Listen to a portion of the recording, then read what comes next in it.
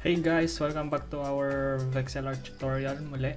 And this time naman gagamitin na natin yung kung ginamit natin kanina yung darkest color, susunod natin itong kulay na to, which is pataas tayo. Hindi kagaya ng ginagawa natin sa realistic. Okay, so this is S1.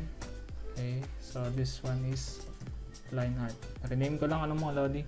So, ito na. Kala. Okay, sorry. May pumasok sa aking mata. Insekto. Okay, anyway. Let's continue.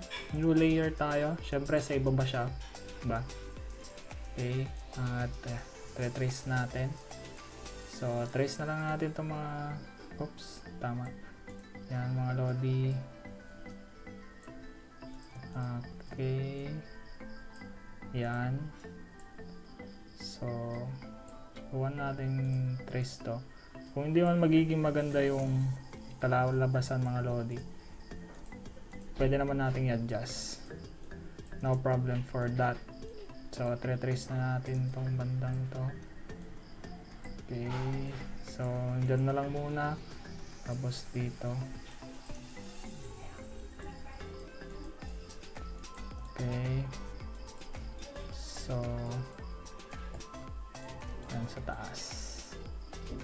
At pagkatapos nun, susubtract na combine natin ito. Pero, actually, susubtract lang natin yan. Okay, so subtract lang. Then, oops, sorry. Subtract. Select natin yan. Subtract. So, tuloy natin to. Yan. Subtract din natin to.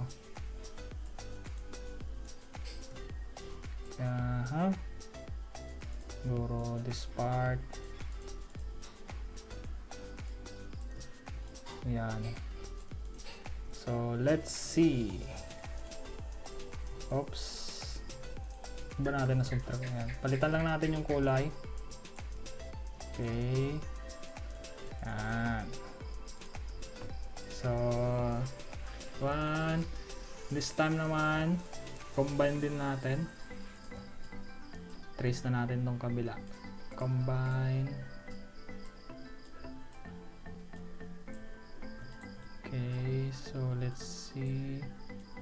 Yan. Trace natin ng buo yan. Okay.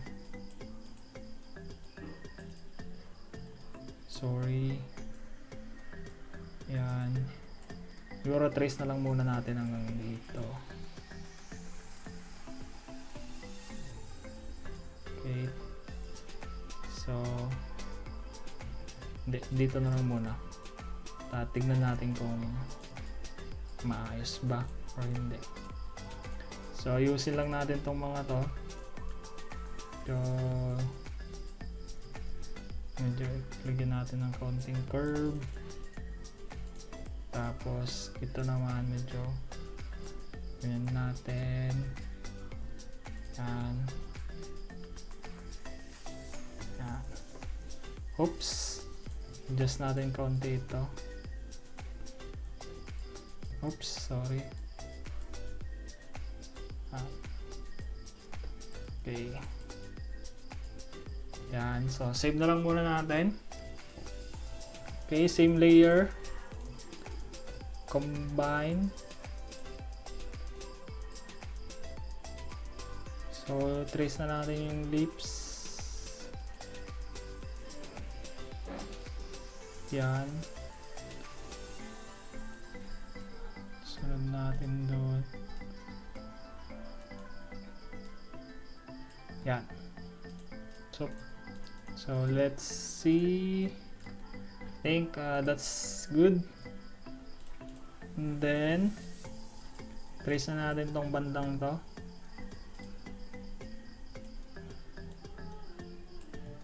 Okay. Yan. Ito natin. Ulitin ko yung reference at palette, yung link nasa description natin. Yan.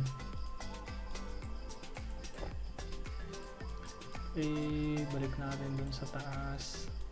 And then, dito sa may bandang leeg. Yan. Oops, diretso na lang natin. Yan. Trace. Then, this part. Yan. So, ito rin mga lodi.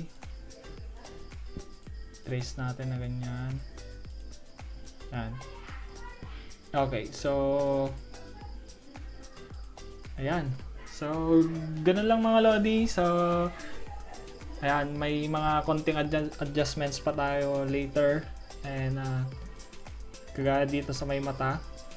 Subukan natin ayusin. Ito kasi hindi pa natin nakopya to. Okay, so trace na natin. Yan. Siguro hanggang dyan.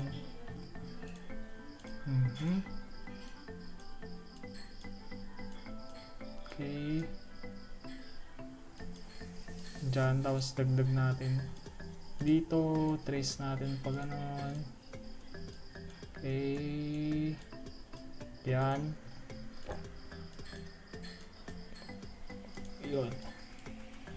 And then maybe itong part na to. Hop. Yun. Guess ko lang ito konti. Yan. Oops. Ano nangyari? Yan. Ganyan lang. So, ayan mga lodi. I hope may natutunan kayo at nagustuhan nyo yung tutorial natin. Kung may natutunan man kayo, please click the like button, share this to your friends, and kung saan kayo nalito, saan kayo nahirapan, kung may comment kayo, ilagay nyo lang sa comment box or you can PM me sa aking messenger or sa aking email. Maraming salamat mga lodi. So, I hope to see you on the next video, which is the last part, and ayusin na natin lahat-lahat. Thank you so much.